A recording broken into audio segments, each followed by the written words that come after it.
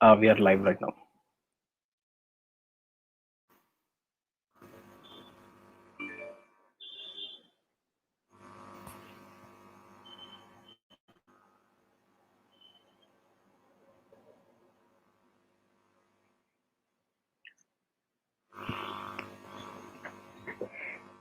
Hello, everyone.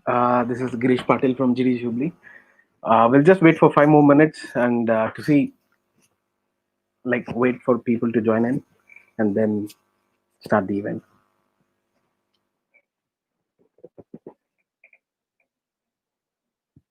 Hello, everyone.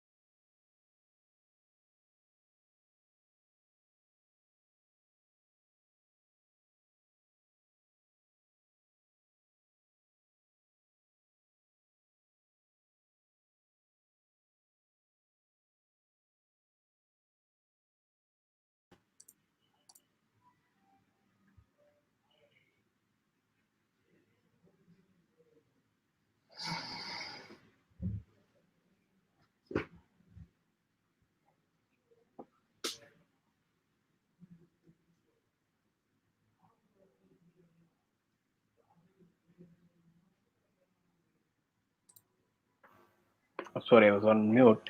Okay, I'll repeat again. Hello, everyone. Good evening. This is Girish Patil from GDG Hubli. Hope everyone is safe and your day has been great. I hope so. And today it's all about introduction to Golang by Anup. He works as a full stack engineer at a company called Kareti, and he has a sweet spot for blockchain and privacy, particularly online privacy. And I hope everything runs smooth today. If at all there is any issue, we'll just wait for a minute or two and then hop back in. And if you have any questions, you can just leave them in the comment section and we'll address them in the end. And just to let you know, this video will be recorded and put up later on YouTube so that you can watch it later. So I think that should be it. I'll just let Anup take over the whole session and All the best, Anup. Thank you, Girish. So, hello everyone. My name is Anu, uh, and today we're going to talk about the introduction to Golang. So, let's start with introduction about myself. So, I work as a full stack developer, and I am a AWS certified solutions architect, and I keep contributing to open source softwares while I can. And recently, I've presented many technical talks and workshops in tier one and tier two colleges in India, specifically on blockchain and Flutter, and lately on Golang as well. So this is my stack. I primarily use AWS and Google Cloud as my preferred platform, uh, personally and as well as professionally. So I also use Flutter, Vue, and Gridson as my preferred frameworks. And for backend, I use primarily use Golang. So lately I've been working primarily on at the infrastructure level, like building uh, servers and solutions on top of it. So that's where I was introduced to Golang and have been working with Golang ever since. And for the format, there's going to be a little talk and then an exercise and a talk and exercise and so on. So whatever topics we discuss, there'll be a short exercise. Preferably everything will be online, so and will be executable in the browser itself, so you don't have to necessarily install anything as such for the exercises. And please feel free to interrupt me anytime. And there will be a short Q&A wherever necessary. And if you have any doubts, you can just jump in on the YouTube comment section, and you can let me know if there's any mistakes or anything, any technical issues that if you're not able to hear me, or any such issues, then you can just let me know, or the team as well, so they can handle it. So, and at the end, we'll probably work on an activity. We'll build a project in Golang that'll be which will summarize basically the whole talk as a whole. So I'll start with the agenda. Uh, so there's going to be some general facts, and we'll start with running a hello world and why you should use Go in the first place. And we'll talk about how to install your on your preferred environment. And then we'll talk about types in Golang, and we'll talk about the control structures and the data structures and functions, all those kinds of things. Specifically, I'll try to keep it as short as possible, and I'll try to compare it with the existing languages that you might be familiar with, something like C or C++ or Java, so that it's easier for you to understand. So to start with, Golang is it's a general purpose programming language. It's not specifically meant for something like scripting or systems level language. It's mainly used as a general purpose language, and it's free and open source. And it was created by the giants at Google, specifically Robert Reismer and Rob Pike and Ken Thompson. So these people are the same guys who have worked on languages like C, and they were these are the main brains behind the Golang. So the early development started in 2007, and it was publicly released in the November of 2009.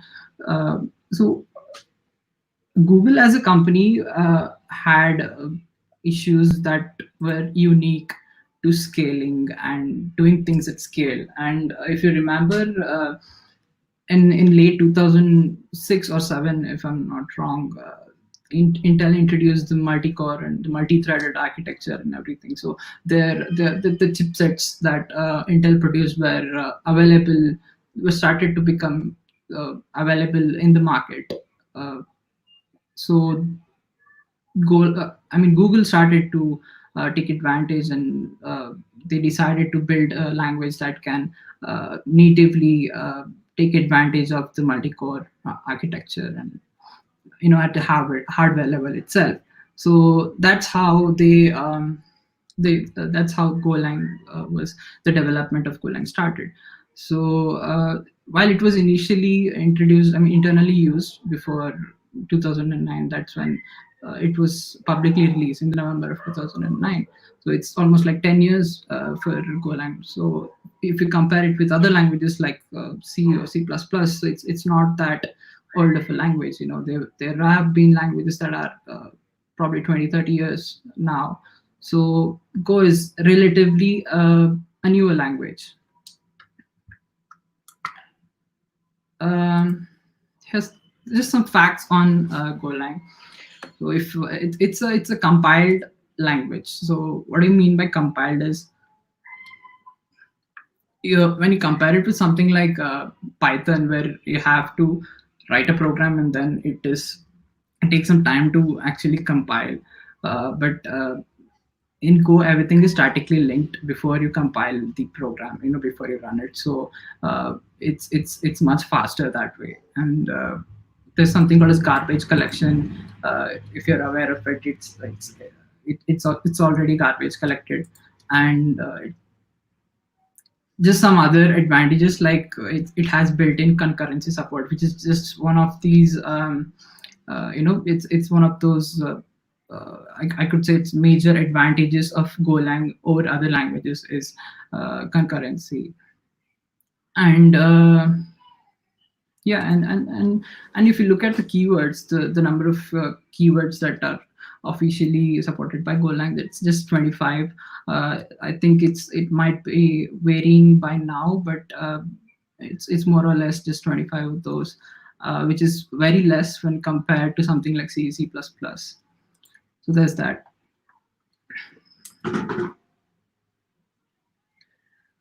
So specifically, where Golang stands out is it's really fast when you build it. Right, it doesn't take that long when you compile it or when you build it. Sorry. So any unused imports or variables, all these errors that might be related to your program are raise a compile error. So it's better for you to debug your programs before actually building them. So it really helps. And it's supported on all major platforms and all major architectures, like x84, x86, etc. And it's cross compilation feature is something that if you're on, let's say if you're on Windows and if you want to compile uh, your program on a Mac or a Linux, you're able to do that on a single platform across for all those. You're able to build a single binary that is able to support all of these platforms. So which is a really cool thing, which we'll see that in action soon. But that's one of the advantages of Go. And it also has a standard library which almost covers everything that you might need, which is really it's a really strong standard library. It's well defined. And talking about errors, all the errors that you might encounter in Go are values, so there are no exceptions as such. If you're coming from something like JavaScript, you might be aware of this. Yeah, I think we can move on to a simple hello world example. So if you're joining this stream, and I would suggest you to go to play.golang.org, which is an online IDE provided by Golang. So you can just whatever I'm trying to run the programs right now, you can just try it on your browser right now. So I hope that helps. So you can just follow along with my programs. So let's start with a simple hello world program. I'll try to discuss how programs are laid out in Golang, and then we'll talk about Excuse me, the Anup. types and yeah, yeah, Yeah, do you want to share your screen, or like you oh, want I to share your haven't shared. screen? Okay, yeah, yeah, I think I can do that.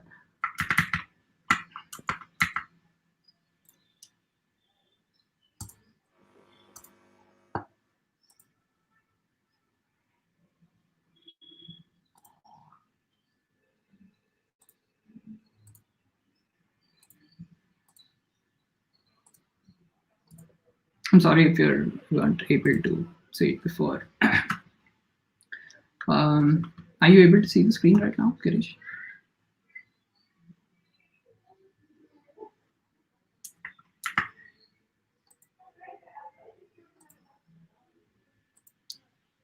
Girish, are you able to see my screen right now?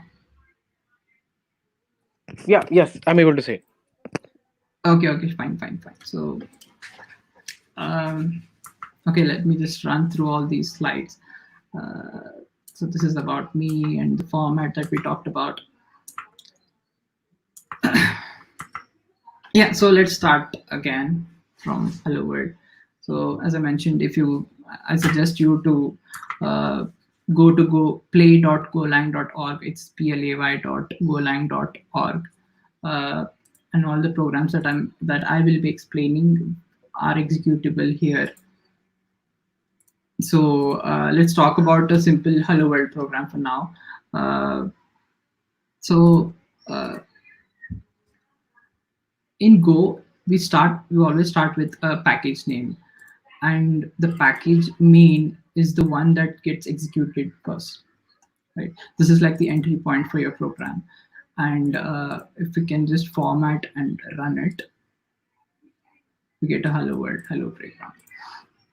So this is like the entry point for your all your programs, and this is a basic function definition. Like uh, func is an inbuilt keyword, and main is the name of the function, and then you have this fmt.println hello and playground. So what's happening here is fmt here is also a package, and we import it. So fmt provides this function called as println, which prints our string. So that's I'm how really, I'm really sorry, Anup. Can you just yeah, zoom in? sure, sure. Yeah. Oh, okay, okay. Is this fine now? Yes, yes. Thank you. Okay, okay. Yeah, sure. So again, to wrap up, all functions, I mean, all programs in Golang uh, have a package main, which acts as an entry point for your Golang programs. And there's an inbuilt library called as FMT, which provides functions like println, which takes in a string as an argument and then prints hello playground. So this is like a basic layout for all your Go programs. So you have your package definition at the top, and then you have your import statements, and then you have your functions. So this layout remains the same throughout your Golang programs.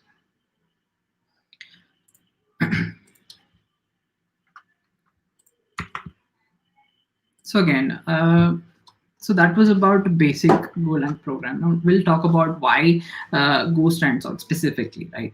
So simplicity is one of the main, talking points where it's as simple as some programs, I mean some languages like Python maybe, and not as complicated as or rather verbose like C++ or C. So it's really easy, and it has a very small specification. What I mean by that is if we can go to this link, which is golang.org reference spec. So this is all you have to you have to learn uh, if you want to I mean, if you want to learn Go. This is all you have. Like these methods and functions, there's everything in it. So this whole thing can literally fit in just one page.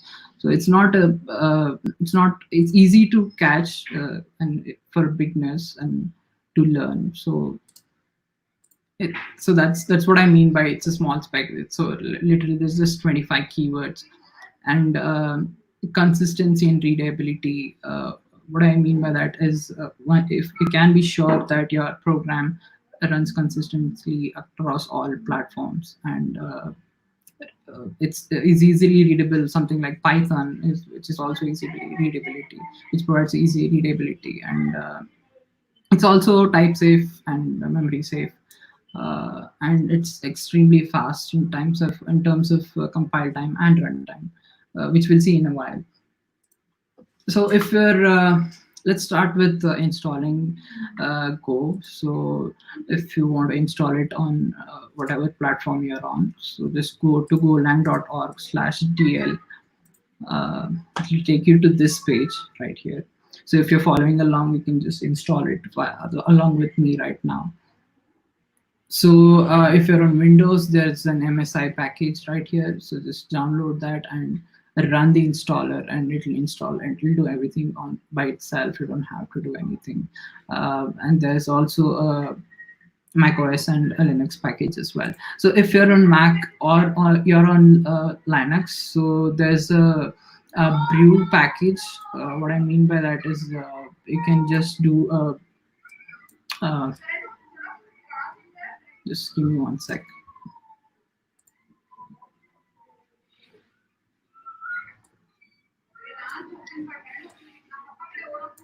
Okay, I hope you can see my terminal. So you can do brew install Go. I'm assuming that you've already installed brew on either your Mac or your Linux. I mean, brew also supports Linux now, so it's an easy way to install Go, and that's all you need. If you're following along, just go ahead and install. It won't take long as well. So right now I have it installed already, so I'm just going to skip this. Right. So after you've installed Go, the way you check it if it's installed the right way is you do. Yeah. Are you trying to show your terminal? Yes. You're not able to see it. Yeah. Okay.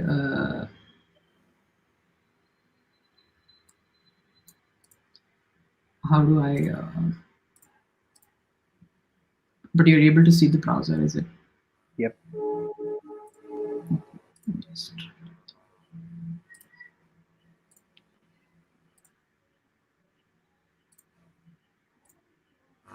Okay. How about now? Yes, everything's fine. Okay, fine. So sorry about that. That's okay. And so maybe just zoom in your slides a bit. I'm sorry? Zoom in your slides a bit. Slides, okay. Yeah. Proper, fine. Thank you. Okay, cool.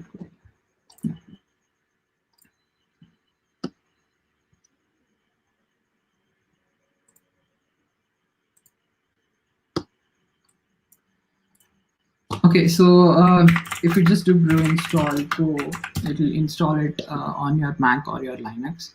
But if you're in Windows, you'll have to download the MSI and then run it. Or you can also do a Choco installation first and then do a Choco install Go, if you're aware of that. But it's easier to just download the MSI. So after you've installed Go, just do Go help. If you see something like this, then you've successfully installed Go. That's all you need. And you can do Go env, which prints out all information related to your environment variables specific to Go. So that's about the installation part. If you want me to wait, I'll just wait so that you can install, or you can install it after a while, so that for now you can just use the Go playground, which is right here, to follow along with the codes that I'm explaining, and then maybe later you can install it as well. Works fine both ways. Right, so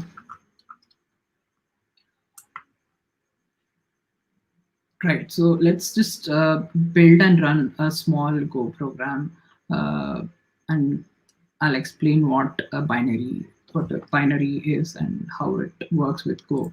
So if I hope I can see this terminal and it's visible enough.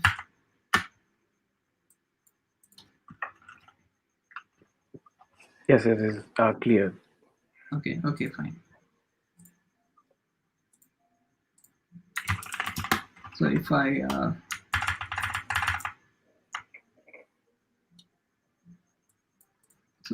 let's just run a small program with your favorite editor.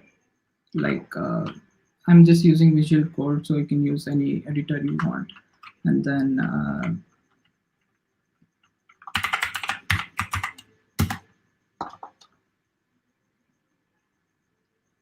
open it in your favorite editor. So I think it'll take a while. Okay, so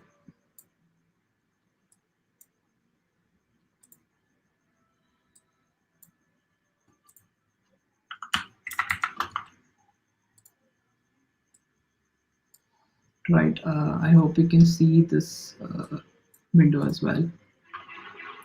Yes, it's visible. Or rather, let me just open it right here instead. Right, so if let's just copy this existing Hello World program right here. Okay, I'm just going to copy this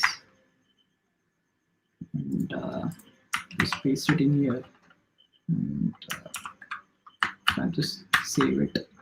So I have a program test.go. I'll just show you the contents right here. So the way you build a Go program is you do a Go build, and you provide the name of the file. So when I do that, you can see that there's an executable now with the name that of the name of the file. So the way you execute is /test.go. Just test, and it provides you with this hello world.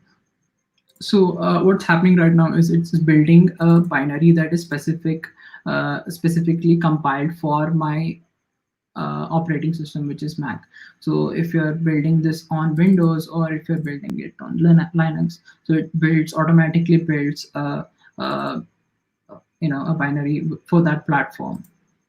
So you can also do a go env, which will print out your environment variables, and here you can see that there's a Go OS Darwin, which is also another name for Mac, and then there's a Go architecture right here. So it is right now building a binary specifically for Darwin and AMD 64 architecture. So that's how Go builds all your programs. Right. So moving on. So this is another cool feature of Go, where it provides an inbuilt inbuilt command for formatting your program. So if I do go fmt and test.go, right, it automatically formats my test program. So if I open it up now, right, so if I mess the formatting a bit, something like this, and if I save it, and then if I do go format again, and then open it up again, you can see that it's automatically formatted. So what this means is that you don't have to specifically rely on your IDE, and there's no dispute among how it should be formatted, because it's inbuilt and it's provided by Go itself. So that's one of the features that I wanted to point out. And then moving on, as I mentioned, there's a go build command that you can use to provide to build cross-platform, you know, binaries. So what I mean by that is, let me just so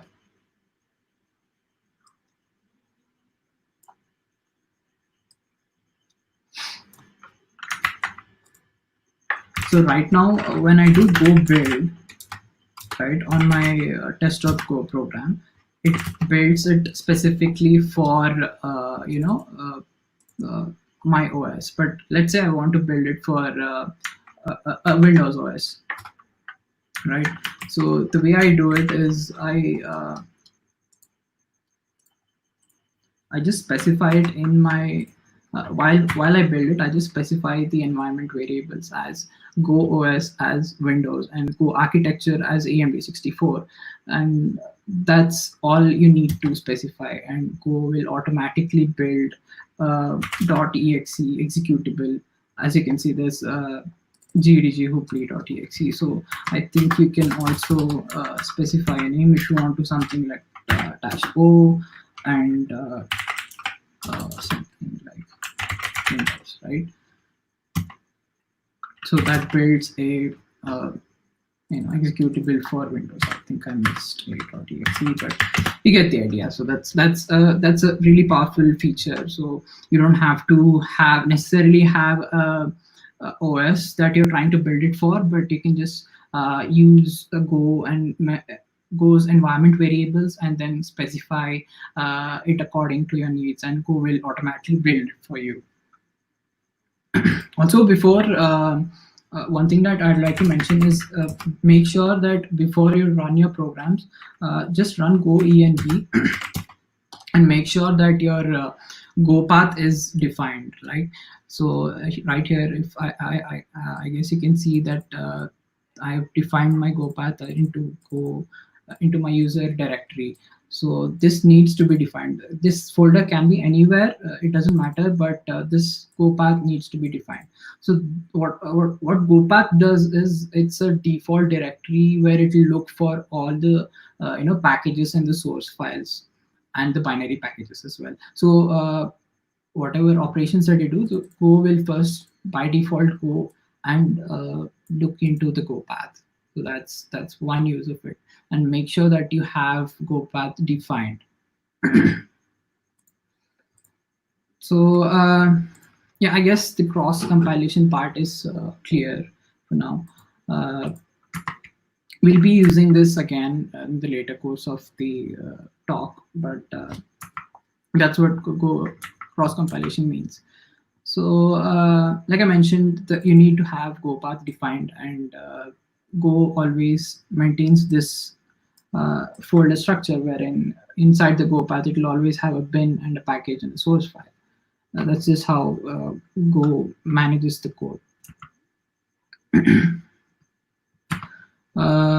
Think yeah, if you've used something like npm for Node.js, so you might be aware that you can install packages from the internet, probably from third party, so which is already put up by somebody else. So Go has something called as Go Get, which will allow you to pull in packages that are not built in with Go. So let's say you want to use a package that somebody else has put up on GitHub, then you can just go ahead and get the URL and do a go get -u and the GitHub URL, which will directly install that specific package on your local machine. So it's very similar to npm, but it's of course inbuilt into Golang.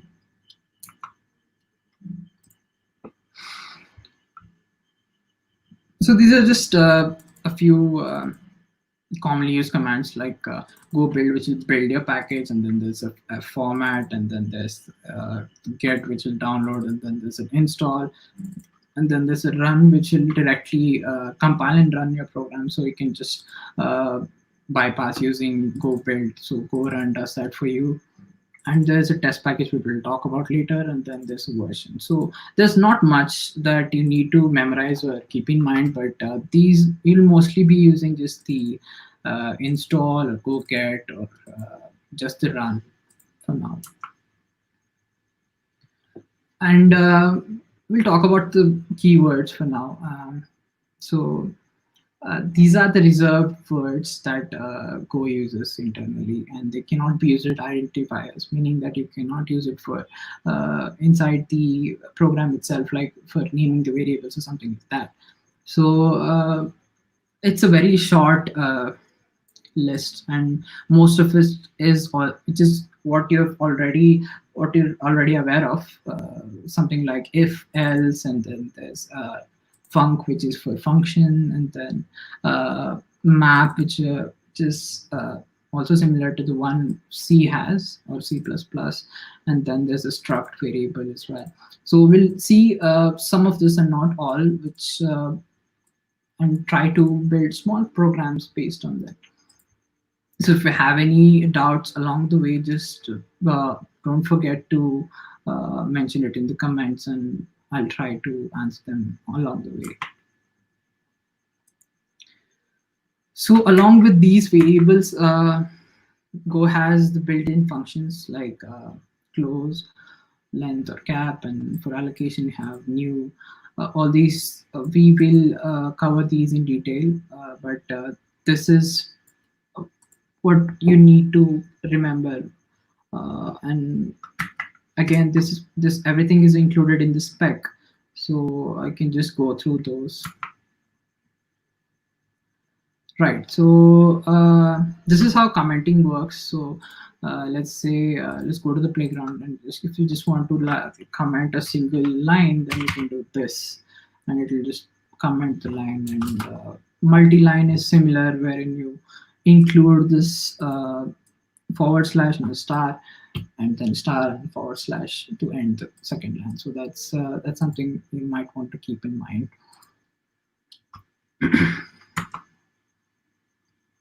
Right, so I think we can jump to the playground right now, and I'll start with examples. So these are some primitive types, right? So int, uint, or which is unsigned integer, or something bool or string. These are all primitive types that Go supports. So what I mean by that is have something like. Also, whenever you're declaring a variable in int, you might want to first give it a name and then a variable. What I mean by that is this is so. Let me just give me one moment.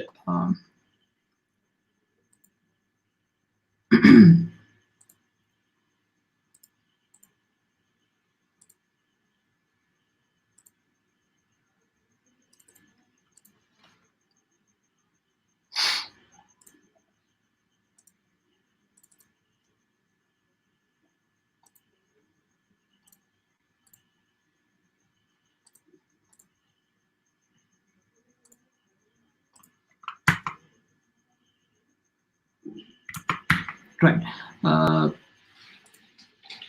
So let's say you want to define a variable age, and it is int. So you don't include any semicolons or any line breakers when you code in Go. So and also you want to first use the variable name and then the variable type afterwards. So which is the opposite of something like C or C++, where you say int and then you give it a name, something like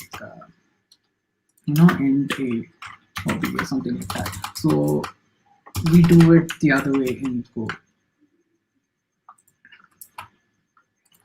So okay, so I was saying, yeah, age int, right? So and also if I now try to print out the age variable right here, you'll see that it says 0. So what it means is that by default, all the variables that you define in Go are automatically given a you know an initial value, so nothing is left undeclared, right? So if I do something like var the string, uh, I'm sorry, test, and if I define a string, and now if I just print out the test variable right here, if I run it, you can see I mean, you can't see, but test is also given initial value of null. So everything, all the variables that you declare, whether you define, whether you specifically give it any value or not, it will always be given a value by default by Go. So this is because you don't want to, uh, enter into situations where they're given some random values at the runtime. So this is just to avoid those errors. So yeah, those are variables, and also you can just directly, you can just define them like so. If I run it, this works, right? Also, there's this very handy feature where you can just skip this whole thing, and you can also remove this and just include this semicolon, and just run it, and you get hello 20. So what's happening here is, let me just comment it out. Right. So what's happening here is that okay.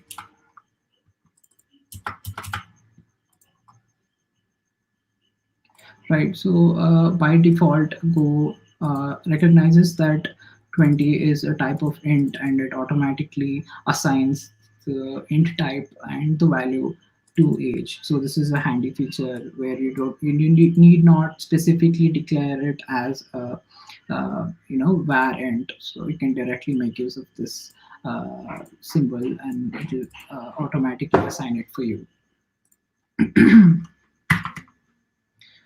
Right. So this is also what I explained earlier. I think we've covered it. Right, and then we have the constants, which is very similar to var, but the value of the constant doesn't change throughout the program. Like you can't change this value once you've declared it. That's all const does. Right. So if I can just copy this right here. Uh, right. So if I do mail, right, it says true, but I can't then say mail equals false, right? Right, you cannot, it says that you cannot assign. So that's the reason why you will use const.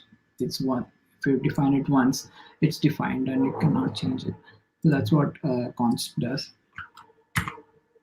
Then you have type declarations, wherein let's say you want to include you know just give me a moment. Okay, let's say you want to give it like if you want to define your own types instead of something like right. So here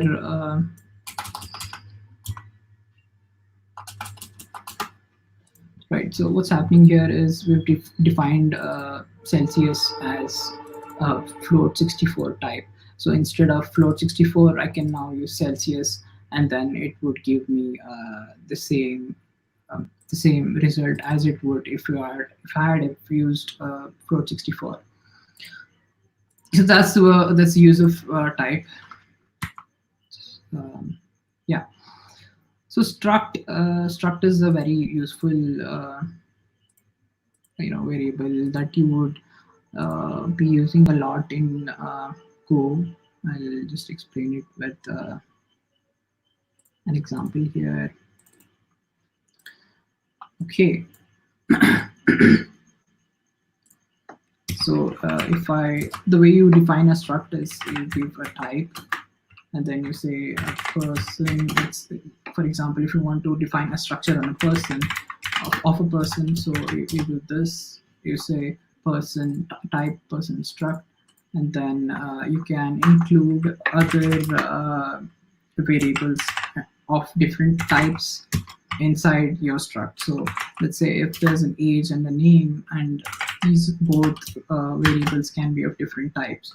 So that's how you define a struct, right? There are other ways to define it, but this is how you normally would, right? So if I want to make use of it, like if I want to declare struct now, the way I would do it is I would do fmt println. Like if I want to print it right now, and I'd say person, and I'll just give it a name, test, which is of type string, of course. So I'll have to include it in bracket.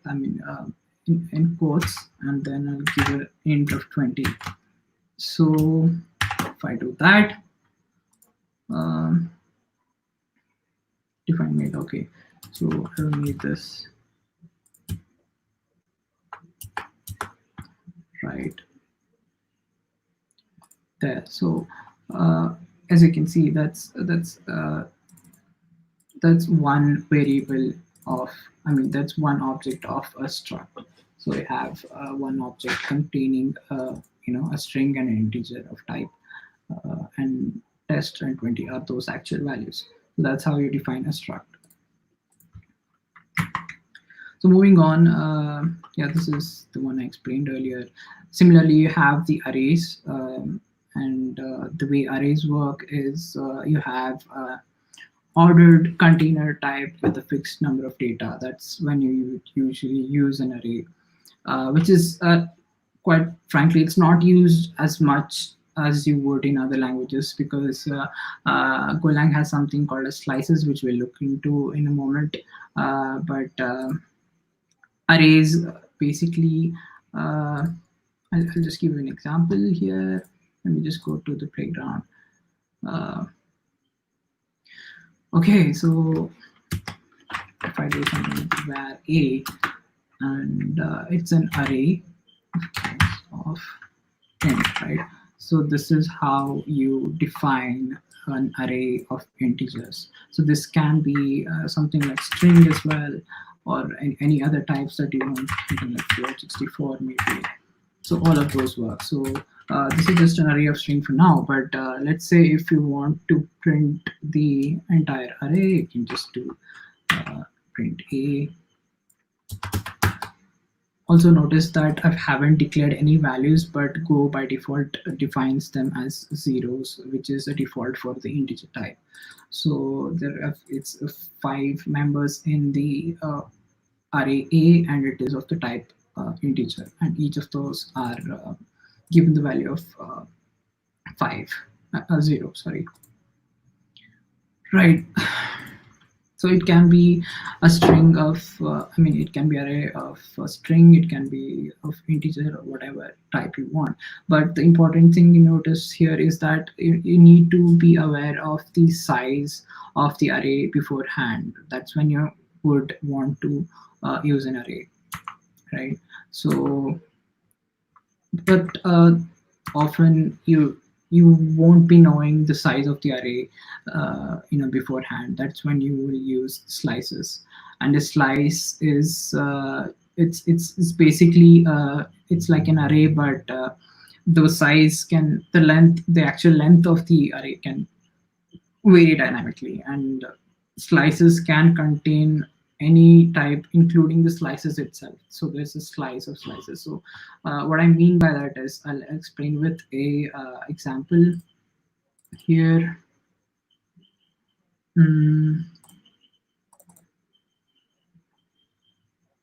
Right, so just go to the playground. We don't need the struct for now, right? So just remove that as well. So let me just define a slice, something like this, make, and if I want to make it a slice of string, so that this is you don't enter anything inside which states that it's a slice and it's a string, and the size I want to keep it as 3. So if I now do fmt.print ln of s, right? So okay, so yeah, I think I forgot. Right. So now it's a string which is empty. So if I just change it to int, you can see zeros now. So that's how slice works. So now I can dynamically change this values to something like 8 or anything, not just here but at the later point of time in the code as well, and the slice will be able to expand accordingly. So what I mean by that is I can do something s equals, and I can append, right? I can append s, and I can enter a value like something like 5, right? And if I format it and run it, you can see that the last value here appended was 5. So I haven't declared the actual size of the slice, but I'm able to dynamically declare more and more elements at the end of it. So that's when you use a slice, right? Also, if there's any doubts you have, you can just go ahead and ask. Right, so map is again similar to the one you might be aware of in other languages like C, wherein you have a key and a value. So it's basically holding a key value pair inside a variable. So as an example,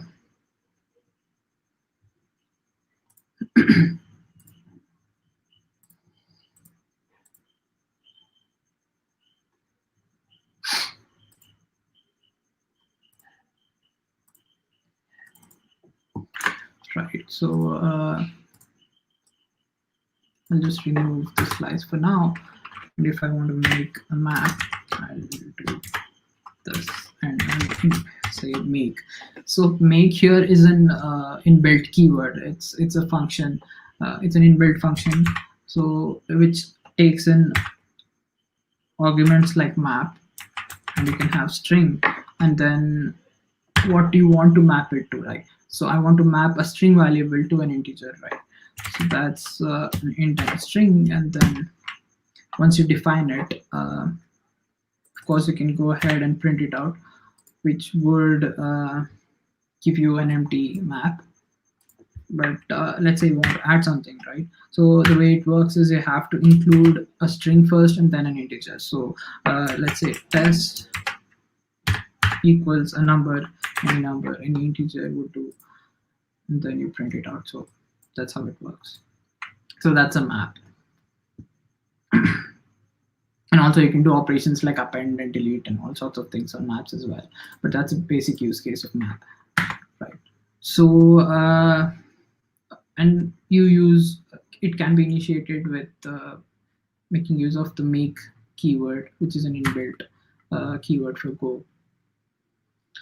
Right, and now jumping on to functions, which you've already used, which is this right here. So this is a basic function definition wherein you have the function key and then the function name and the return type and your function body, right? So here we can see that this, if I can just copy this right here, okay. Right, so looking at this example here, we have a func, which is an inbuilt keyword, and then sum, which is the name of the function, and then we have these input variables as a and b, which is of type int, and then this here is the return value. It's of type int. So this is how you define a basic Go function definition, right? And then there's return, which is basically a sum function. But the main thing that you might notice here is that if you're coming basically from somewhere like C or C++, the return key is before the func keyword, right? So we don't do that in Go. We include it here before the definition of the body. So if I just do sum of 4 and 5, right, and I store it in a variable like this, and then I can use the same thing to just print out the value right there. So I don't need this, I'll just print it out. If I format and run again, that's how you use functions, right? So a note here that this function definitions, they are also scoped with the package, right? So what I mean by that, if you want to use this outside the main package, you have to capitalize the first letter, something like this. I'll explain that later on, but that's something you have to keep in mind. So there's no private and public thing in Go, which you might be similar in something like C++ or Java. So we don't have classes in Go as well. So if you want to put something public, then you use capitalized first name and then first letter, sorry, and small for small letters. It just means that it's private and only scoped for this package main. I'll explain this later on, but that's something you need to keep in mind now. Right, so these are function declarations, which are again, there's a number of ways you can define the functions. There's also you can also define function without an actual name, without giving it any name, and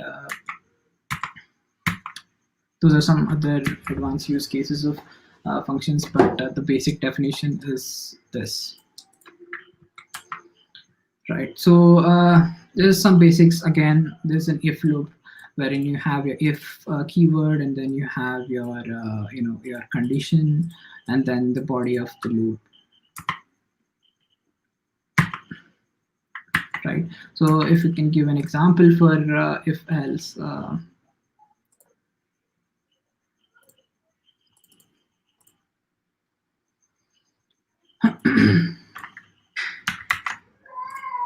Right, something like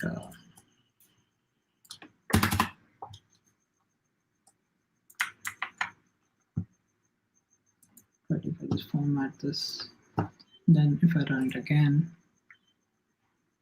so we can see that it takes in a condition in front of the if keyword, and then it evaluates it, and then this is just another it's just any other if else statement which you might already be aware of. And then errors are basically errors are values in Go. So what that means is that you have to specifically catch it and print it out, which we'll also discuss later.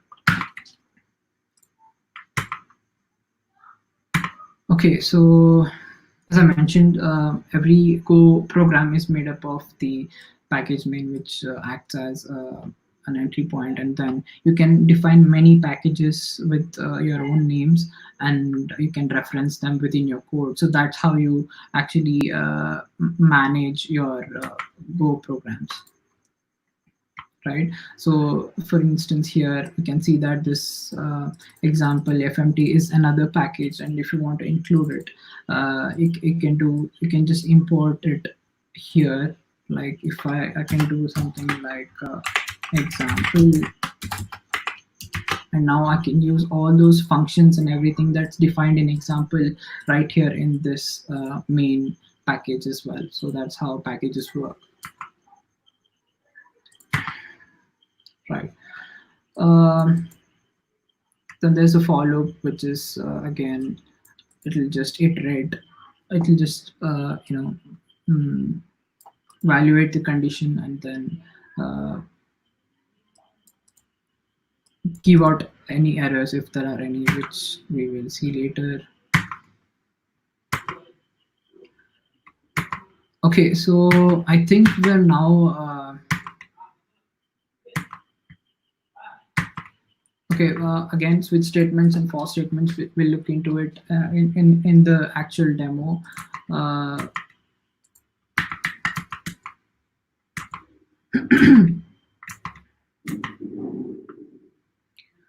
Uh, yeah, so pointers are the way you define a pointer in Go, uh, which is referencing another variable without actually taking up its own space. Uh, I'll just give an example. So, or maybe we can just skip this for now and we can cover this later in the actual demo.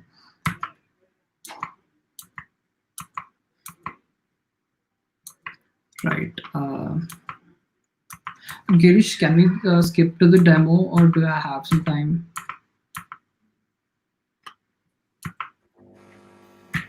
Yeah, you can take some time. That's okay. Or if you want Okay, to okay. Yeah, cover it yeah, in I think the demo, that's okay too. yeah, sure.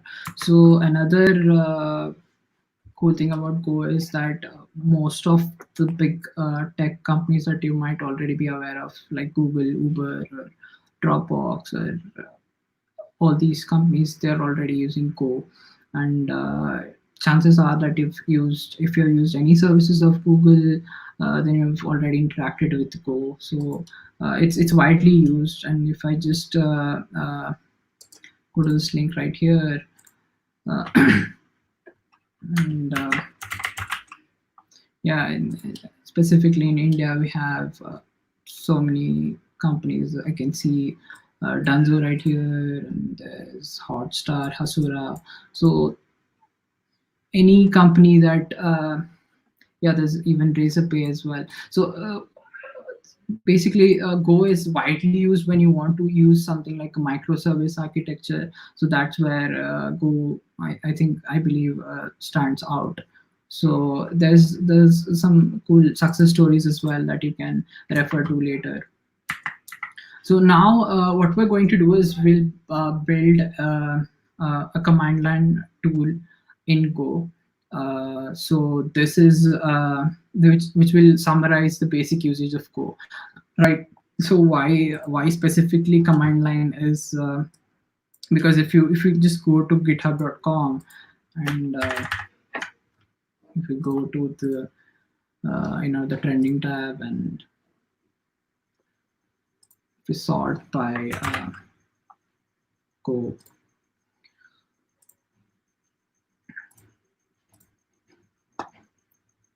Right. So you might notice that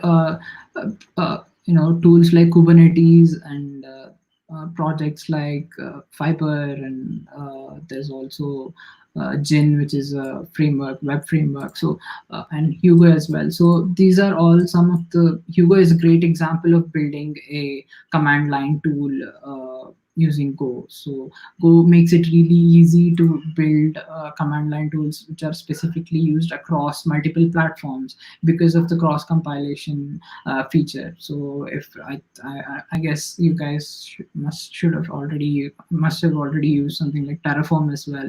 Uh, so what we'll build today is uh,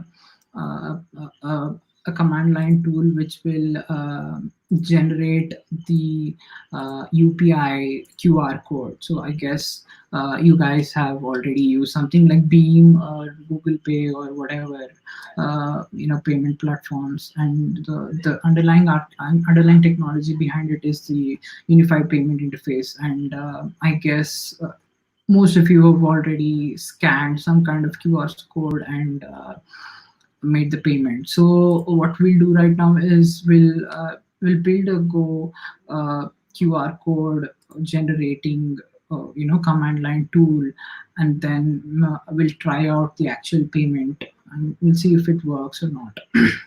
So this is the actual documentation from the National Payments Corporation of India, which specifies how and what the UPI QR code should contain, which we'll talk about later. But first, I'll just switch to my IDE right here. Okay.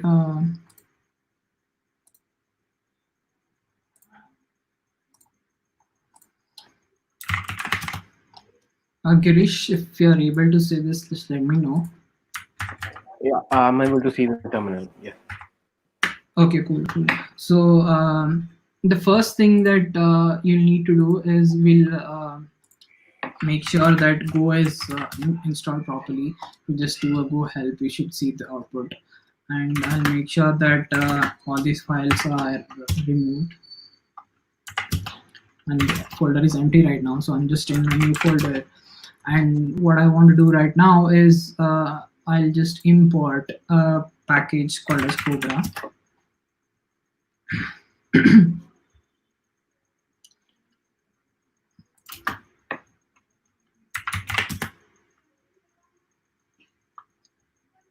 Right, so I'm just pulling up the documentation. This will take just a moment. Okay, so the way you import any Go package is by doing Go get and the package name. So right now the package name is github.com spf13 cobra/cobra. So this is a tool that is generally used, it's widely used to create command line tools in Golang. So once you do that, you just hit enter and it will automatically download the package for you and install it locally on your machine. So that's what GoGet does. You'll just wait for this to complete.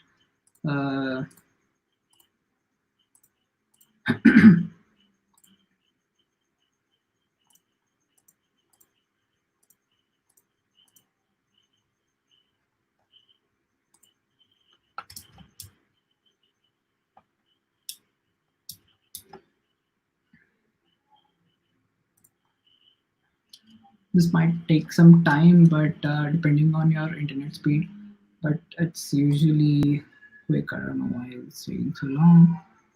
Okay.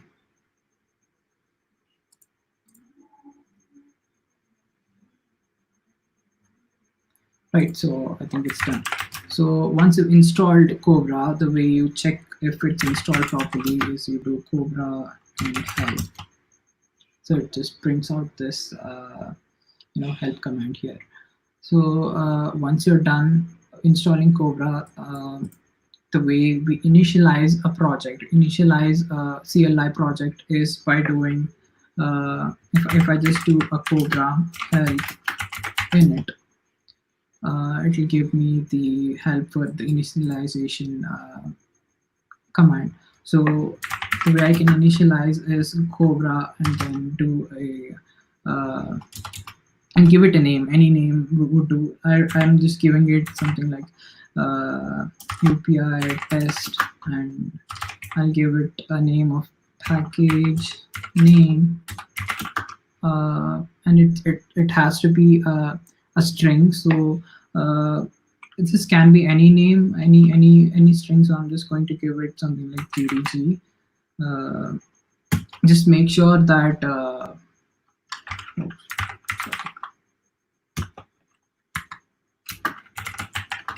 so I'll have to include the init command. So gdg dash package.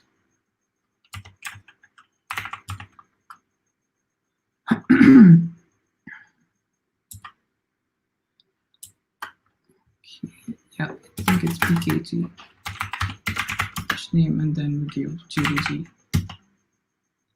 Right. So once you do that, there's a Cobra automatically initializes a folder with the name that you provided. So now I have the GDG ready.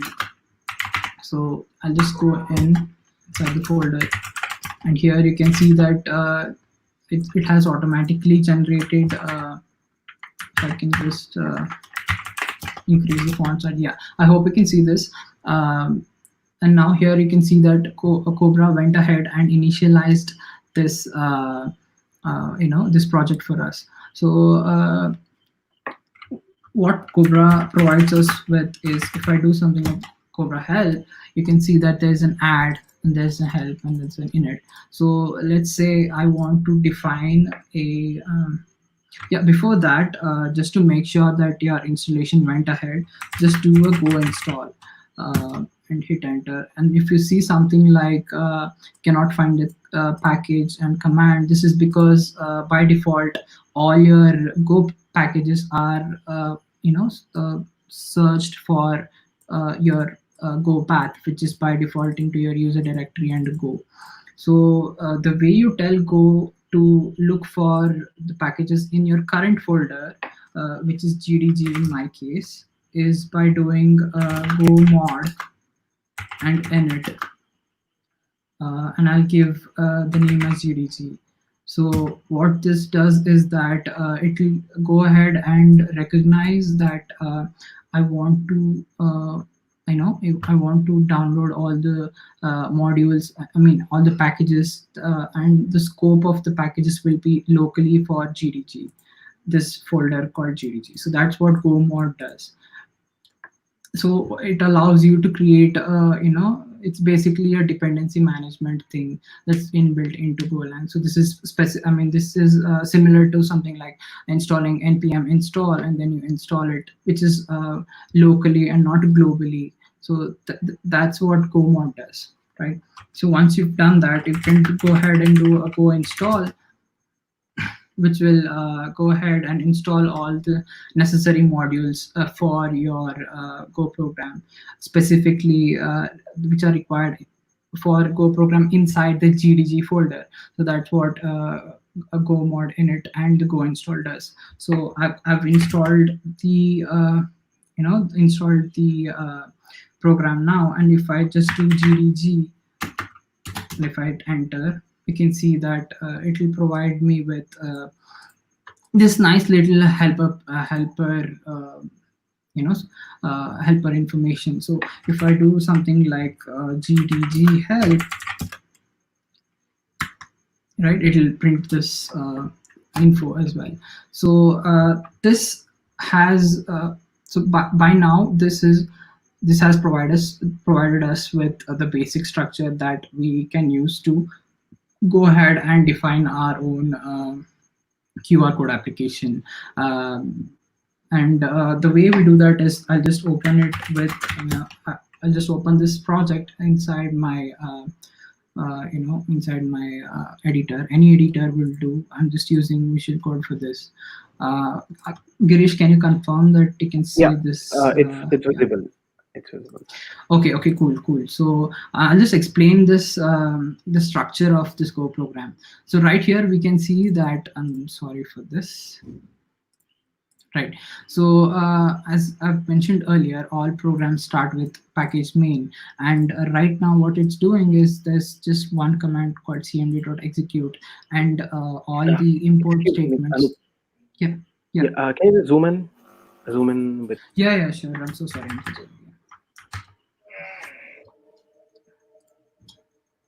Yeah. Yes. Cool. Thank you. Right. So this is like the main entry point for all your Cobra, and the Golang programs. So what it's doing right now, it's importing all the commands from gdg/cmd, and it's saying just execute all of those. So it's so that what I mean by that is there's a folder called as cmd in the same folder called gdg. So it's just importing gdg/cmd, and if you go inside, we'll just find this root.go file, which you can see it has the same description as we've mentioned earlier.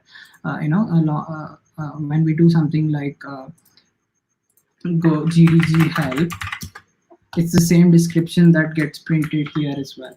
So this is what This is what the root command does.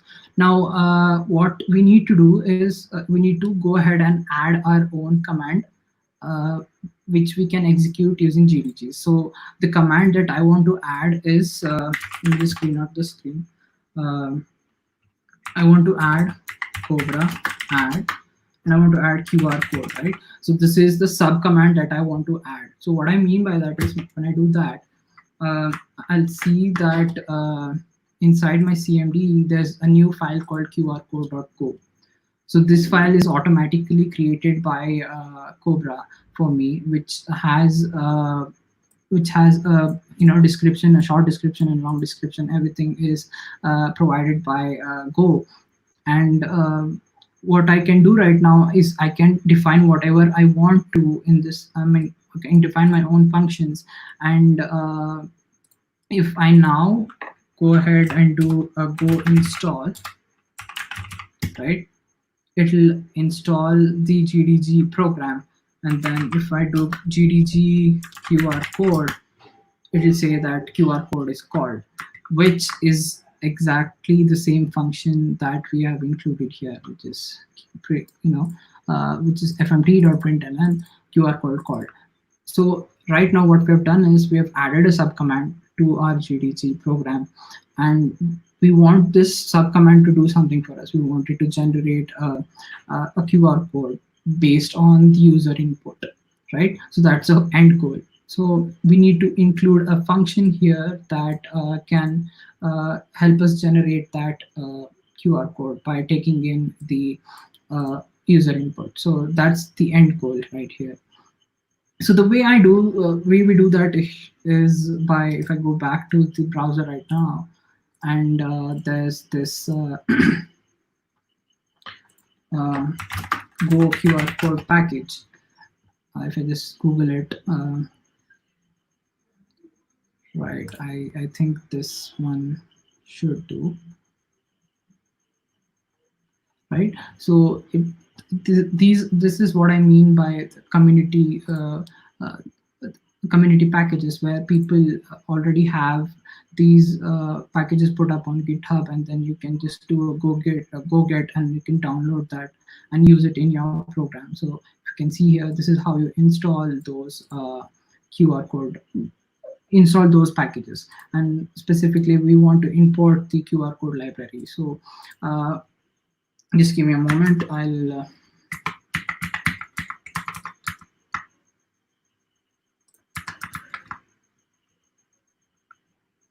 right. So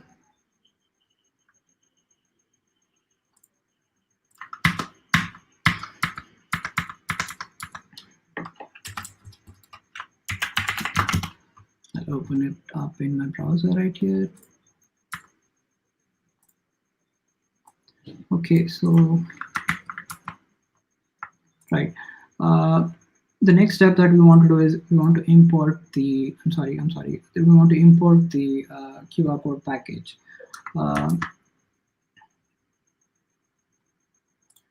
Girish, can you see the IDE right now? Yes, I can see. I can see. Everything is properly visible. Okay.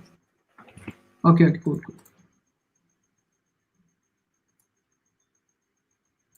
Right. So the next thing is to actually import the.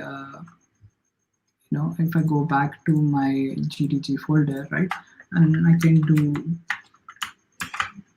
go get -u and install this QR code package, right? So what this did is it installed it locally inside my folder and not globally. So if I do cat mod, you can see that the package here is installed, but it is not installed globally. So that's what go mod does.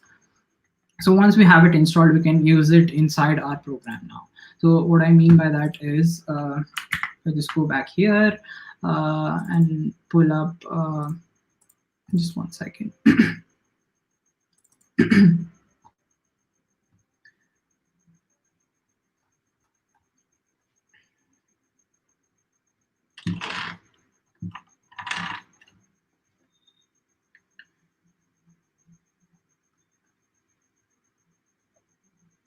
Right. So the next thing that I want to do right now is I'll just create a new folder inside my current directory, which is GDG right here. So I'll just say QR, and I'll just declare a new file called, I'm sorry, just hold on just one sec.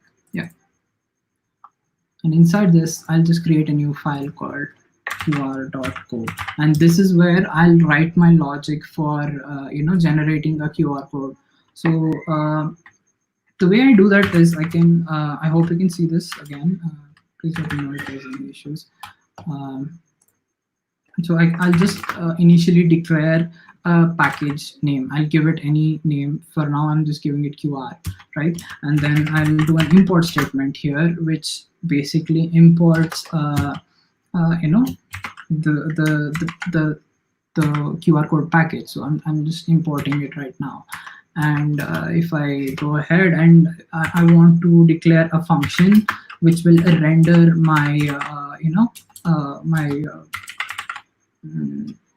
my QR code. So it will take in the string as a parameter. So this is an inbuilt keyword. This is the function name, and here I'm just going to define a string of name s. And so here what we'll do is we'll generate a QR code dot new, and again this is from the QR code package. So I'm not writing this function by myself because I've already included it. I mean, imported it using the Go-Get. So what I can do now here is that I can pass in the argument s, which is our string, and then I can generate a new QR code of size medium, right? So as you can see here, if I just hover over it, it says that it constructs a new QR code, and it also returns an error. If I hope you can see this, there's this it returns a QR code, but it also returns an error. So this is how you handle errors in Go. If I do something like q/err, so which is okay. Let me just. Okay, so what happened here is that Q here is my QR code that is returned from the QR code method, and error is the error that is returned by the same function. So what I can do now is I can check if the error here is not equal to nil. So what that means is that there's some error that I want to check, and I can do a panic, which will stop the program from executing, right? So after that I can do t dot, I want to print it out, right? I want to print this QR code. So I can do q dot, it will give me all these methods now, which are also inbuilt for the QR code method. So what that does is that it will print that QR code in a string format so that I can display it inside my terminal itself. So it says to small string, I want it to be a small QR code, and I'll pass in the parameter as false because it takes a parameter, as we can see here. It says I'm sorry, just give me one sec. Okay,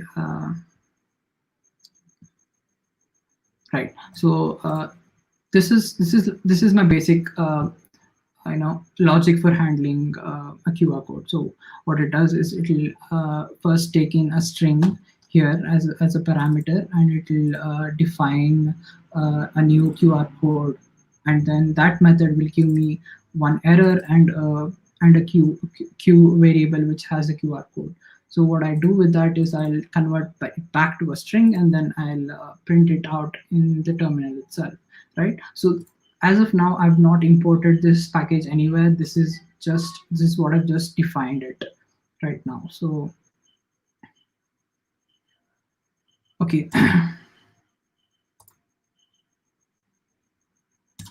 Right, so some errors there, just fix it. Right, so now what I can do is go ahead and import this QR code into my main my main my main command file, which is qrcode.co. So if I go inside that, and here where it says println, for now it's just printing out the QR code. So but I wanted to print out the actual string itself. So the way I do that is, now I say qr dot render string, which is the function that we wrote earlier, and then I pass in the arguments, saying args of 0, which is my first argument. So that's all it does, right? So if I just save it now, right, I'll just save all these files. Okay, cool. So what it's doing right now is it's going to yeah, right here, if you can see, it has automatically imported that package qr, which we have defined in another file right here, and it has also included for me the render string function, which is defined in the package qr. So this is how you manage your programs in Go. Like, you have your package which contains specific functions, and you define it elsewhere, and you only import it when you need it in your specific program, right? That's how you do it in Go. So as of now, let's just try it out. So right now I haven't built this program yet. So if I do go build, right, it will go ahead and build the program for me. So this is the binary, right? So if I can just go ahead and directly run this program by doing gdg, and it will give me this nice helpful readme thing right here. So but it also says that there's an available command called qr. So now if I do gdg qr code, right, and remember that the qr code takes one argument, which has to be a string. So if here I'll just say the string is test, and if I hit enter, it will say that the qr code has been called, right? Okay, so now our end goal here is to make sure that the QR code is printed in the terminal itself. So the way you do that is, if I can just go back to my program right here, just making sure that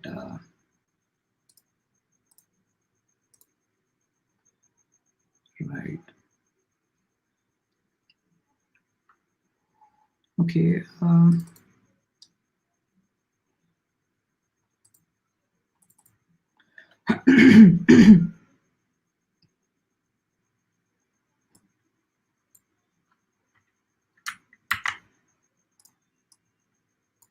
Okay, there's an error here. Should have a comment. Okay, Go forces you to actually leave a comment about the function that you're defining. So right now I can say that the render string as a QR code, right? So that's what it does. So that's what the error says, and right.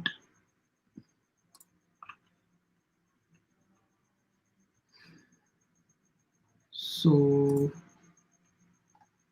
I think we can be able to run this program now. Let's just check it out. I'll do go build first, and then I'll do go install, right? And then I'll do gdg QR code, right? So there's the actual QR code. So what happened was, if you can see that when I do go build, right, it will build me if I do an ls, you can see that it builds me a binary that is specific to my OS. And then if I do a go install, it will go ahead and install that inside my path, path that is specific to my OS again. So right now it's being installed, and if I do go gdg, and if I do a QR code, right, I can say anything right here, and I can do something like GDG, right? And if you are having a phone on your hand right now, you can just go ahead and scan it and to check if it works. It should say GDG Hubli. So right now, I don't have anything right now, but if you can, it would be great. So what our end goal here is that to make sure that it should, uh, sorry, where is the spec? Okay, so this is the UPI spec. So this is how UPI works. We want to include this string right here, and we want to make sure that you are able to scan it, and when you scan it using your normal apps like PhonePe or anything, you'll be able to recognize the QR code. So that's how we know that the QR code works. So if I just copy this, right, if I go back, I'll do go QR code, right, and include it inside this whole string here, and I'll just hit enter. I'm sorry, I think it should be GDG QR code inside braces and hit enter. So this is a little big. I think I should just scale down accordingly. So yeah, this is the actual QR code. I think you can go ahead and scan this and let me know if this works. So you can, the way this works here is, I'll just quickly explain it. So there's this PA, which here it says that it's a pay address. This is something like SPI at UPI, or something like Anup at YBL. This is your UPI ID, and then there's a pay name. So this should be something like Anup, and then the rest of these are not mandatory. I'll also include this in the resources, so you can just go ahead and do this on your own. So basically what we've done is whatever QR code is that you're seeing here is the same thing in the string format. So that's what we have done. So if you want to try it out, and I don't think that this is a valid UPI string, but I'll just give an example of a valid UPI string. If I can do something like, yeah.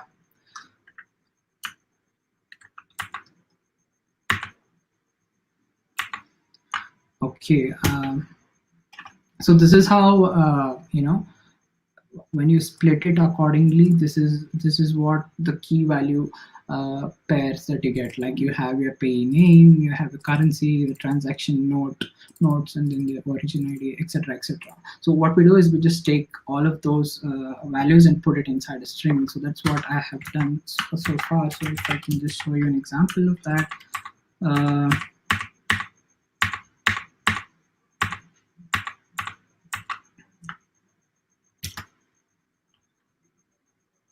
Right, so this should be a valid QR code, and you should be able to scan it with your app. So what I've done is I've included a valid, UPI ID and a name and everything. So you can just go ahead and try it out. So one last thing is, right now we've built this app specifically for OS X or Mac OS. So if you want to build it for other OS, the same program for other OS as well. So you can do something like, I'm sorry. Yeah. So you can do something like this, which says you're building it for Windows, and the OS has to be 64-bit, and then include a Go build in front of that. So when I do that, I get a GDG program that we just wrote specifically for Windows. So that's how you cross-compile a program, and that's one of the key features of Golang, along with many others, which I've explained earlier as well. So you can just go ahead and change those variables accordingly. So you can just do Linux here, and then you would get to Linux as well. So that's the whole demo for now. You can I'll include this repo along with the notes and the slides as well. I think we'll be able to share it with you after the session. So coming back to the slides now. we've seen that these are all the companies that are actively using Go for now.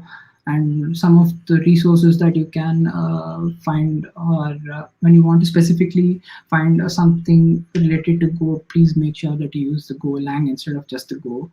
And you can also find resources on Twitter by going on following on Golang or GopherCon India, which is a meetup related to Golang, and that's the official website. And you can also find the blogs, and yeah, there's this cool website called Go by Example, which explains whatever I've explained so far with specific examples related to that. So it's really helpful. So you can just go ahead and do that as well.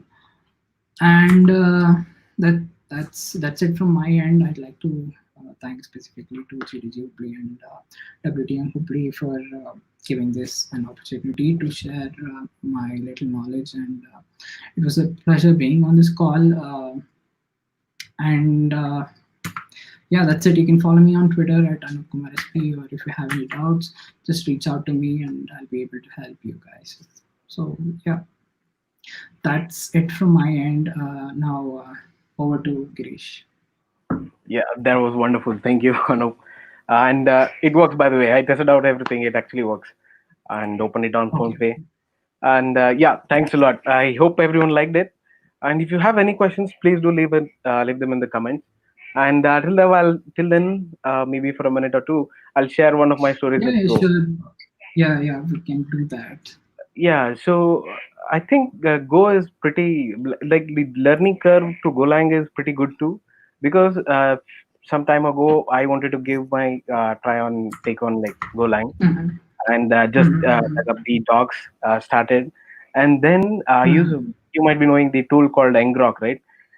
The famous Yeah, yeah, tunneling yeah, tool. yeah, Yeah, yeah, yeah. so that was written in Golang, and there was Okay. some feature that was missing in that. Like as soon as you tunnel it, once the command Mhm, runs, it gives you mhm, an URL, which was extremely random big URL. random. Yeah, The yeah, yeah. trouble is you cannot go and every time if you are on a local connected network and want to share that URL, it's pretty tough. So what I Mhm, thought was mhm, mhm, mhm. it would be better if there's a QR code for that URL. So literally, I felt so comfortable with Golang that time was it was just a day or two into Golang, and I had a PR raised on Ngrok's repo.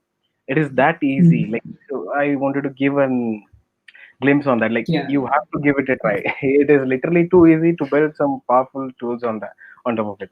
That PR is still there, but the maintainer is not actually maintaining the Ngrok, yeah. so it's Yeah, pending that there. happens.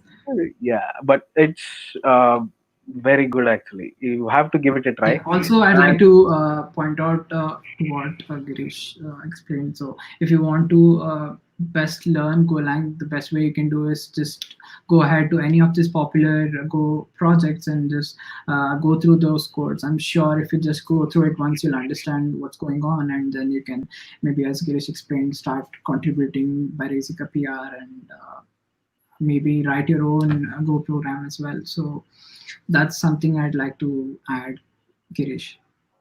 yep, yeah. So yeah, there was one question somewhere in between. Okay. Yeah. Okay, I think she meant for Windows.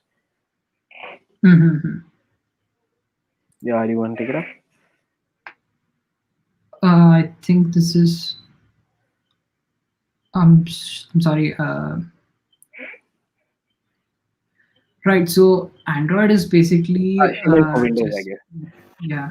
Okay. So again, as I explained, Go is natively supports this, compiling for different platforms. So it doesn't matter on what platform you're on, you'll be able to produce a binary for that platform, whether or not you have it installed on your machine. So right now, I did not have Windows installed, but I was able to, generate. A Go, a Go, a binary for Windows. So yeah, that works. Awesome. So I think Yeah. that's all. Any other Uh, questions, if you would like to? Sorry. I'm sorry. I'm just asking if there's any questions left that we Okay, can answer. okay. Yeah. I think that's all. But if at all you Yeah. want Yeah. to, Sure. if you have some questions or you want to talk to Anup, you can reach him out on Twitter at Anup Kumar FB, ANOOP. And yeah, you can reach out to us at gdghubli at gmail.com anytime. On Instagram, on Twitter, we are at gdghubli, and we're open for DMs everywhere. And yeah, and we are planning many events coming weeks. So most probably this weekend or the next one, we'll be having introductory session like what's new in Android 11 and a bit of introduction towards Android.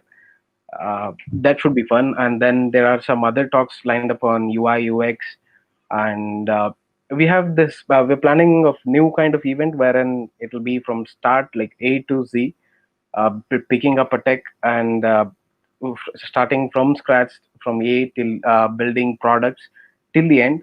We're planning to streamline this whole flow. There's still some work that's pending on that part. We'll soon share some updates on that. But until then, we have Android 11 events, UI and UX. So please stay tuned on our Instagram. You can follow us on Instagram and Twitter at GDG Hubli again. And yeah, I think that's it. And by the way, this Yep. video will be live on YouTube after some time. Most probably, we'll split it into two and post it up something like build a QR code in Golang and stuff like that. We will keep you updated anyways. And the content that Anup showed throughout the session, the repo and the slides, everything will be shared with the attendees via email. And along, maybe you can provide us the repo itself, and we can share that too. Yeah. Yeah. Sure. Cool. So, thank you. Have a nice day. I mean, good Thank night you. Thank and you. stay safe, anyways. Bye bye. Stay safe, guys. Keep on coding. Bye. Yeah. Bye bye.